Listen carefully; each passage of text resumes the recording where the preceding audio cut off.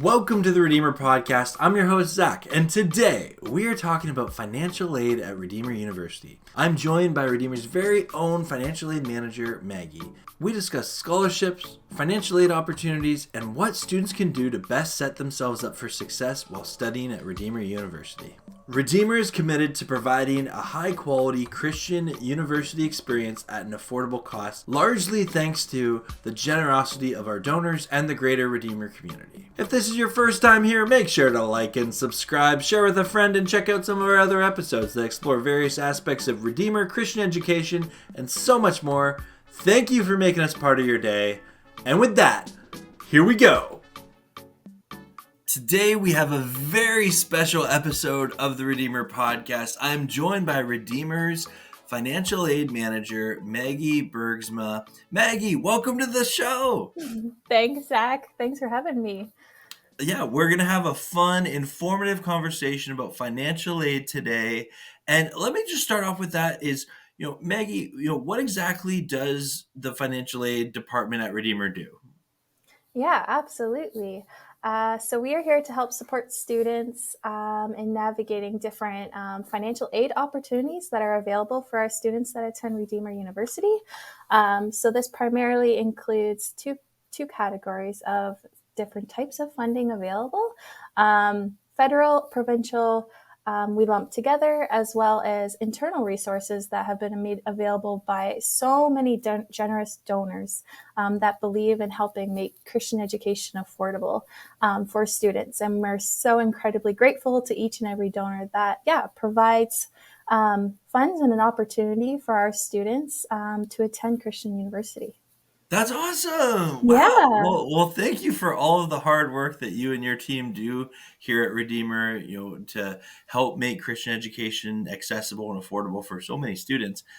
Let's maybe talk into this. And just for anyone watching or listening, we are going to have segments. We're going to talk about new and prospective students to Redeemer that are looking to come here because the process is a little bit different.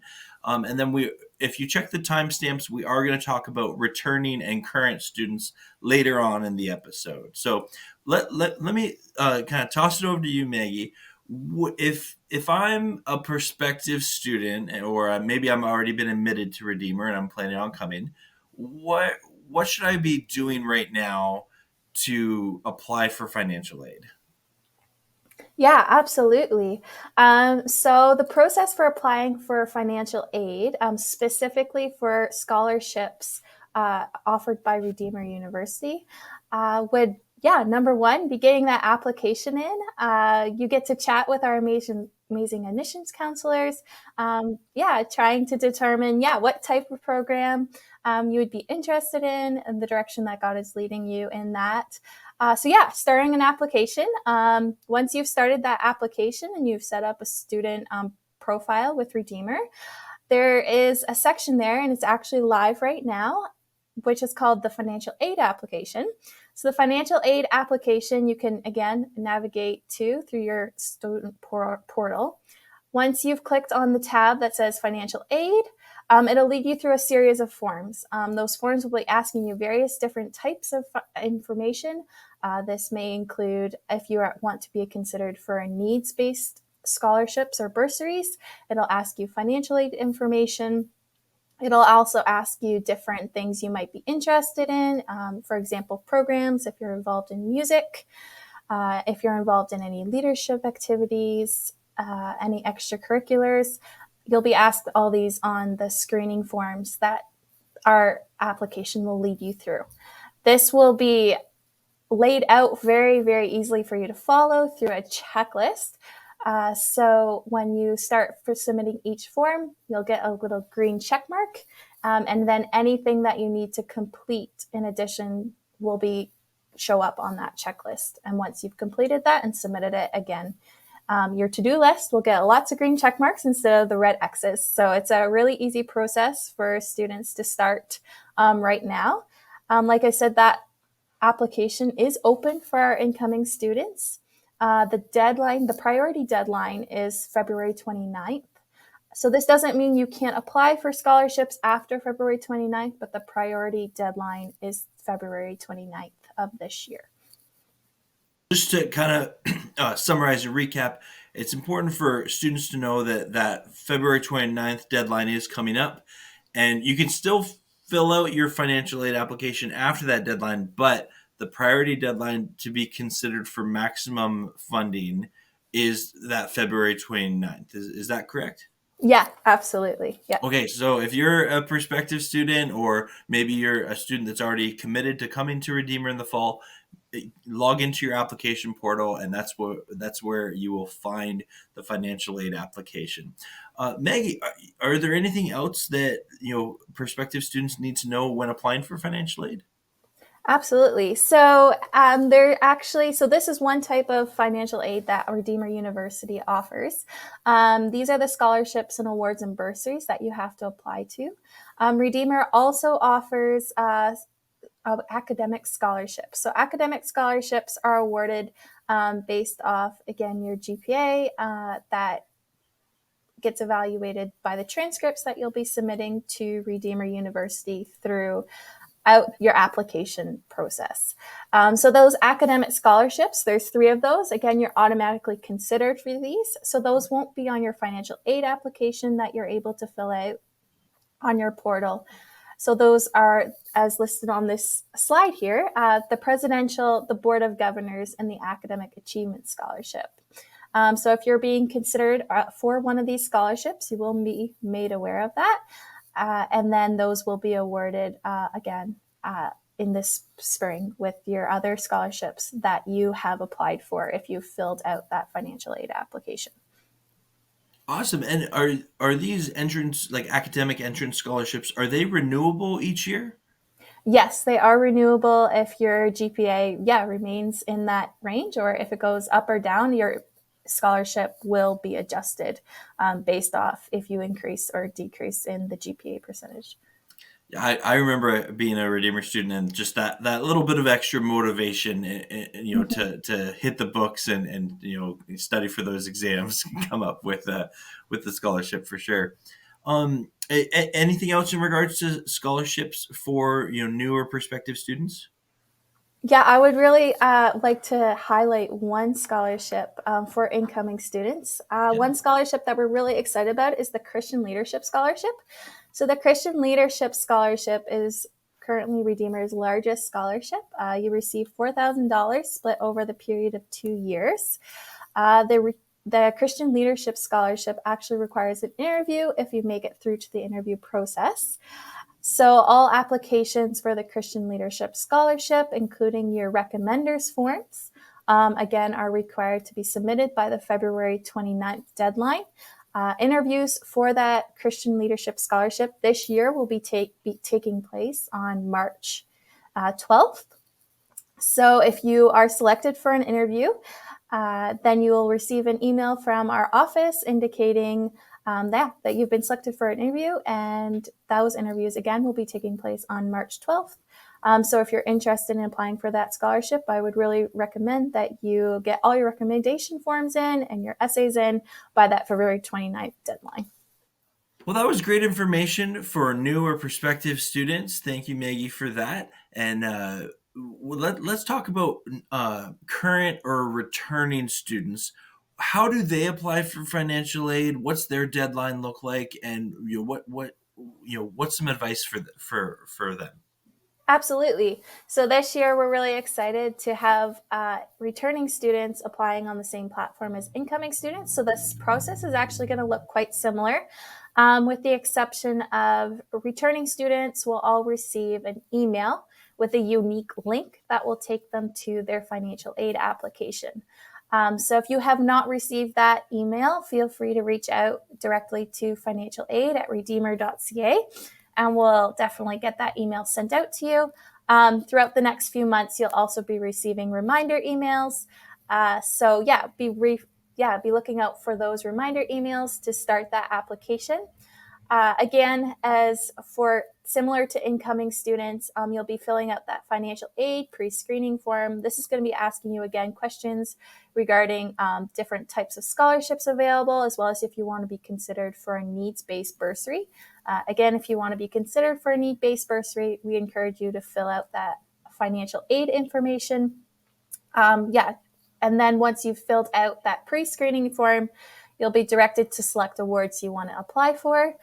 And once you've selected the awards that you want to apply for, then the checklist items will come up with any additional requirements, if you need any to complete any essays or ask anyone to submit a recommendation form. Those again will show up in that checklist item, which makes it really easy and really convenient to make sure you're on track to meeting that deadline for returning students of the end of March, March 31st. So again, that's a priority deadline. So you can still apply for scholarships after March. However, most of the scholarships will be going out to students that have applied by that March 31st deadline.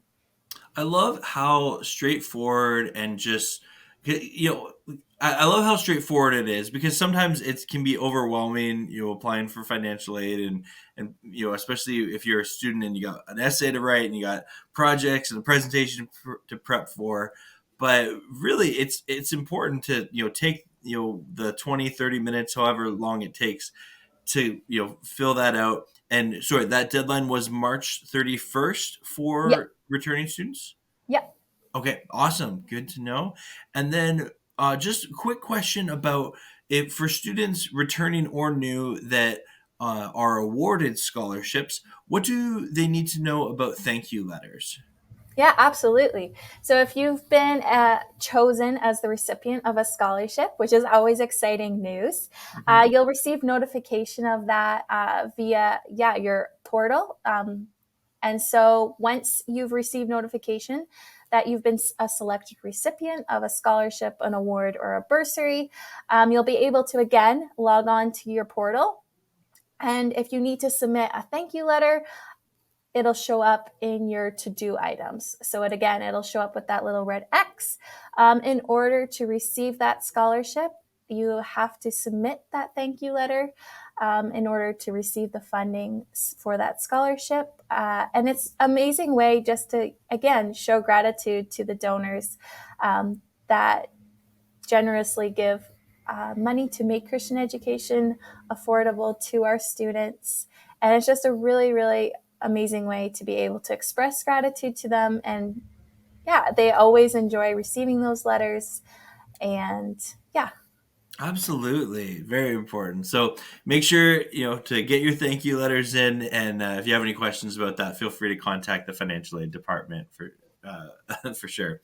Kind of changing gears a little bit. So we've talked about scholarships, bursaries, and kind of the application for that. Could we talk a little bit about OSAP or provincial student loans? We won't necessarily get into each individual province, but can you maybe give a bit of context? I know it is a little bit different because Redeemer is a private institution, fully accredited but privately funded. So, what does applying for provincial loans look like for Redeemer students? yeah, absolutely. So, governmental aid, Redeemer students are eligible to apply for, and a lot of our students do receive governmental aid. Mhm. There's two main categories. There's governmental grants and governmental loans. So the grants you get to keep, you don't have to pay those back. And governmental loans are things that, at the end of your studies, you will need to start to pay back. Mhm. For specifically students in Ontario that are residents of Ontario, they will be applying for OSAP. However, we do have students from other provinces that also receive funding from their specific province as well. In order to determine where to go or how to apply for that aid, um, you would just do a quick Google search. So you would Google financial aid and you would do your province. So if you were from BC, just type in student financial aid BC and it'll bring you to the portal where you would need to fill in required information. For OSAP specifically, because a lot of our students are from Ontario, we'll Mhm. just focus on OSAP.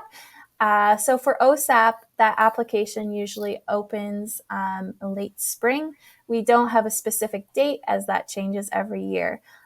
However, our office does send out an email to all students that are signed up and in our system when that application opens. So we know right away when that application opens, so we're going to let you know so you can start applying.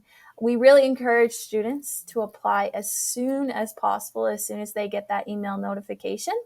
As yeah, closer to when school starts in September, a lot more other students are going to be starting to apply, and applications for OSAP or any other province do get processed on a like a queue system. So whatever comes in first, that's what they're going to be grabbing and processing. Mhm. So we really encourage students, in order to have their funding in place for the payment that you need to make before school starts in September, to submit everything as soon as possible. So what you're saying is the earlier you complete your funding applications, the better you're setting yourself up for success when the semester starts. Absolutely. And I want to put it out there that our office is always here to answer any questions or any concerns you might have along the way. We do send out with that email a fact sheet, just answering common questions that you might have, that students have had in the past, just to help you navigate through different answers that you might need to put. For example, like when's your start and end date, and what into determining like what program do you choose, things like that. So that quick fact sheet, cheat sheet comes out with that email as well. But again, like I said, we are always here to answer any questions you might have. So feel free again to send us an email or give us a call, or book an appointment with us as well. Awesome. Can I get a copy of that fact sheet to put in the link in the description of this video? Yeah, absolutely. Another place students can find that fact sheet, if you have the Redeemer app downloaded, if you navigate to the financial aid group page on there, under resources, all that information is also listed under the heading of OSAP, and I'll have all that information listed there as well. Awesome. And yeah, Yeah. like I said, I'll be sure to link that in the description below. So feel free to check it out there. That's fantastic resources. Any more details about government aid that we need Mm-hmm. to talk about? Yeah, absolutely. If you're setting up government aid for the first time, you'll have to do an account setup. So you'll have to enter like personal information, program information, things like that. But fortunately, if you're a returning student, that's going to roll forward from year to year. However, even if you are a returning student, you still have to apply for each academic year. Right. So if you were a student this past year and you applied for OSAP or any provincial federal aid, you have to reapply each year. However, your account is still there, so you don't have to like re-enter your name, things like that. That will roll forward, but you'll need to enter your program and just specifics to your start and end date, things like that each year. The last possible date that you can apply for OSAP is 60 days prior to the end of your study period. So, for example, if you're studying a standard academic year from September to April, you would have 60 days prior to the April end date to apply for OSAP or any other provincial federal aid as well. So yeah, if you started off the year and you didn't apply, you still have windows of opportunity to apply. And again, if you have any questions, feel free to reach out to our office. Awesome. Is and then I know we talked about so we've talked about scholarships and bursaries. We've talked about different provincial loans and government aid. But I see you've already brought up this slide here. What about opportunities on campus for on campus employment? Absolutely. So we have on-campus employment available. So as the slide says, positions are posted as available. So different positions become available throughout the summer, even throughout the academic year, just as students might like leave one job to go to another job. All those jobs will be posted here. You can go to hire.redeemer.ca to see what's available. It's a really neat opportunity for our students. You don't have to leave campus in order to, yeah, have a job on campus. You get to work with fellow students. You get to know more students. It's a really neat opportunity, again, to get involved in the community here at Redeemer and be able to work with friends, or, yeah, just get to meet new people on the job as well, directly on campus. So if you don't have a car, this is just a really easy way to be able to go to work and not have to have that commute. So yeah, I would encourage you, if you're considering working on campus, to check that out. And you can apply, yeah, as early as now, or you can apply when you're looking for a job, when you've already been here for a month or two. Again, jobs get posted as they become available. For sure. And I'll just add to that, the nice thing about an on-campus job is all of the, people and leadership that are responsible for hiring student workers will respect your class schedule, and they'll accommodate that as well. So definitely, something for students to look into. Yeah, absolutely. Is there anything else that we should be talking about in regards to, financial aid? And, there's been so much great information here, Maggie. Thank you so much for your time. But any other things that students need to be aware of? Yeah, absolutely. One other thing that I wanted to touch on, this is for incoming students and returning students alike. Mhm. Um, there are actually a lot of external scholarships that students can be looking into and applying for, that are just really cool opportunities for students to receive, yeah, external scholarships. So one resource that we do provide to students is, again, if you go to that page on the app, our financial aid page on the app, under the resource section, there will be a list of external scholarships listed there. These are scholarships that we've been made aware of by different organizations that we've listed there. So feel free to take a look through those scholarships to see if you might be eligible for any of them. We do have actually, yeah, students that are eligible for external scholarships, which again is always an amazing thing as well. Mhm. Also, we encourage you to do your own research on that as well. For example, different like Optimist clubs, things like that will offer scholarships within your community as well. So, yeah, again, I would really encourage incoming and returning students alike to take a look at that list we've provided, as well as do your own research. And just like as a caveat, any information you do provide for any external scholarships, again, is at your own risk. So yeah, make sure you're making sure you're entering something on a trustworthy website or form, things like that. But yeah, we definitely encourage students to be considering those types of resources as well. Awesome. No, those fantastic information. And then, on my list of topics, that's the last things. But any closing words for our listeners? Yeah, one scholarship in specific that I'd love to just highlight for a moment. For sure. We get a lot of questions regarding athletic scholarships. So, athletic scholarships, students don't apply for. Athletic scholarships are awarded by the coaches, so you're nominated. In order to be considered for an athletic scholarship, candidates need to be here for a campus visit day, be connected with a coach.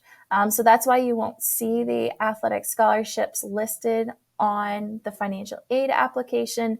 If you are the recipient of an athletic scholarship, you will be again notified by our office of that offer, but you won't be applying for those scholarships. So if you have any questions regarding athletic scholarships, and just different criterias that might be associated with those, feel free again to reach out to myself, or if you're talking to a coach, you can also chat with them that as well. One thing I didn't mention, Zach, is this year we're really excited that we updated our website. So if you have any questions or are just curious on what types of scholarships Redeemer offers, you can just type into Google scholarships, Redeemer University, and it'll bring you to a webpage, our webpage, listing all the different scholarships, awards, and bursaries that you can apply for. So I'll jump to that slide so you can see that. So it's a really easy platform to navigate. It lists all the scholarships available to students. There's different filters you can do. So you can do all students. If you're an incoming student or returning student, it would be the middle filter there. Depending on what program you are, you can filter on the program. But these are all the scholarships, awards, and bursaries internally that Redeemer, again, thanks to the generous donations of many of our donors, are able to offer to students. These scholarships, awards, and bursaries are available per funding. So you might not see them on the application. And like I said, they're available per funding available. So 1 year, even if it's listed here, it might not be on the application due to restricted funding on that award this year. That's fantastic. Thank you so much, Maggie. You did a great job explaining that. And if you're a incoming student or a returning student, I hope you found this information helpful. Feel free, like Maggie said, to reach out to the financial aid department or the admissions department. We'd be happy to help. But Maggie, thank you so much for taking the time and coming on the podcast. Yeah, absolutely. Thanks for having me, Zach. I really enjoyed it. All right, everyone. God bless, and we'll see you in the next episode.